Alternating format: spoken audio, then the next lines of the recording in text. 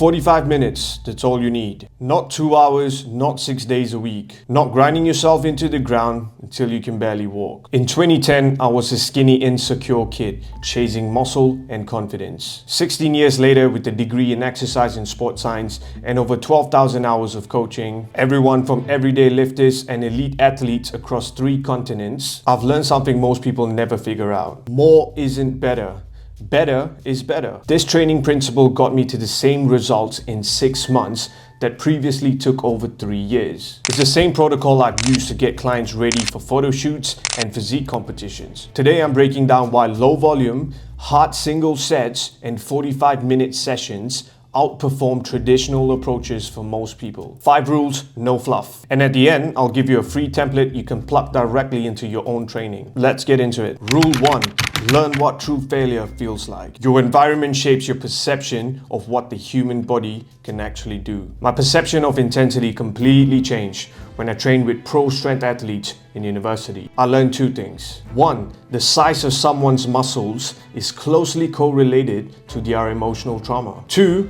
I'd been training like a pussy my entire life. Most people think they're training to failure. They're not. They stop at discomfort, they stop at breathlessness, they stop when it burns. Not when the muscle physically fails to move the weight further. True failure is not a feeling, it's a physical event. The bar stops, you push as hard as you can and nothing happens. Your body starts shaking, trying to find an alternative to complete the rep. Form breaks, not because you choose to cheat, but because the muscle has nothing left. Here's the contradiction. You don't need to train to failure every set. In fact, doing so increases injury risk and tanks recovery. But you need to know what failure feels like so you can manage intensities. For instance, if you've had terrible sleep and stress is through the roof, you're better off doing a set of single leg presses as opposed to a set of grueling split squats, because the machine mitigates risk whilst keeping effort levels high. But you won't know what high effort means if you've never actually been there. Learn the skill and let experience show you where's your edge. Rule 2.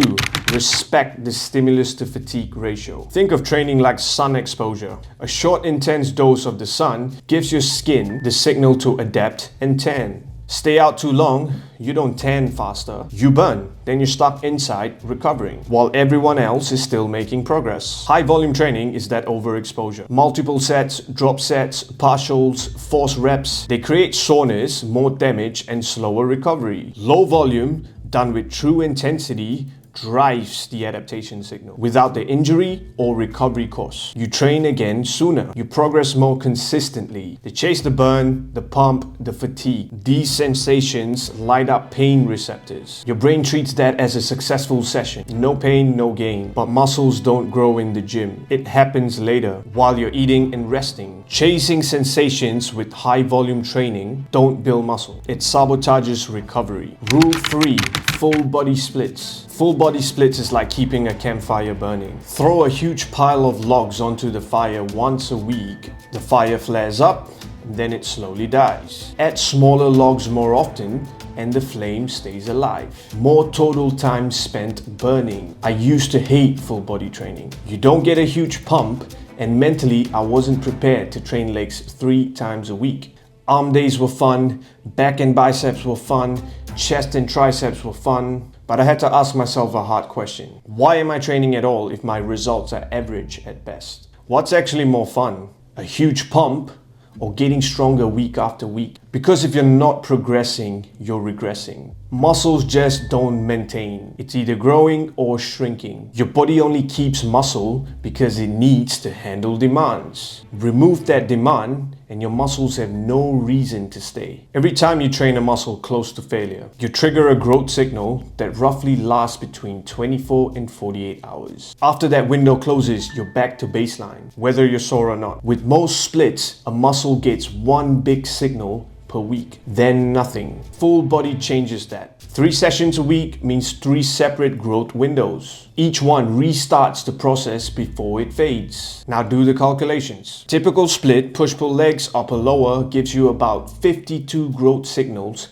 per year. Now full body, 3 times a week, that's 156 growth signals. That's 104 additional opportunities to grow every single year. Full body training quietly dominates over time, but most people are just not patient enough to see it. Rule 4, relentless progression and focus. When you only have one working set, it has to count. Load selection sharpens. Technique sharpens, mind-muscle connection sharpens. Every variable matters because nothing is replaceable. Now think of a fighter in a final round. No wasted movement, every strike is intentional. That's what one working set creates. Urgency. Here's what I noticed coaching athletes for years. When they know more sets are coming, they pace themselves. Consciously or not, they save energy for the end. Most of the session becomes rehearsal instead of attaining a quality stimulus. Your brain prefers this. It feels safe, effort is spread out, and discomfort is controlled. But hypertrophy or muscle building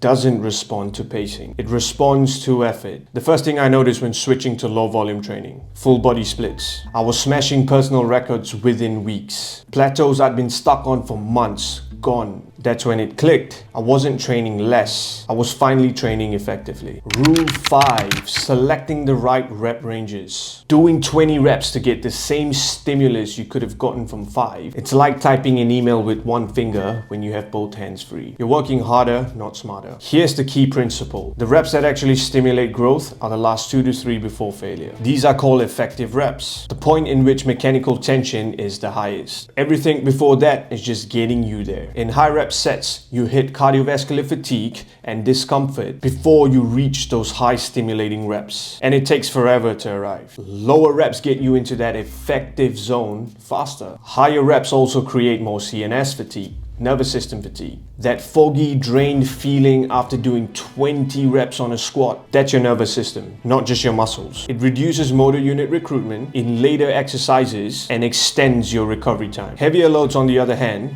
recruit high threshold motor units from rep 1. They drive stronger neural adaptations. They build tendon stiffness and bone density in ways lighter loads cannot match, especially as you age. Here's a simple framework. Compound lifts, 5 to 8 reps. Heavier loads, high motor unit recruitment, minimal fatigue accumulation. Isolation exercises, 8 to 12 reps. More stable movements, smoother strength curves, less joint stress. Here's a simple cue to know if you're in the effective zone. Involuntary rep slowing. When the weight slows down despite you giving maximal effort, you're in that growth stimulating reps. And heavier loads trigger that slowing effect earlier on. That's why they're more efficient. If you're keen on understanding the nuance and science behind low volume, high intensity training, I've linked studies and references to justify these claims in the description below. So you've got 2 choices. Keep doing what you've always done. Long session, tons of volume, wondering why you're always tired and not growing, or try something different. 45 minutes, 1 hard working set, full body 3 times a week.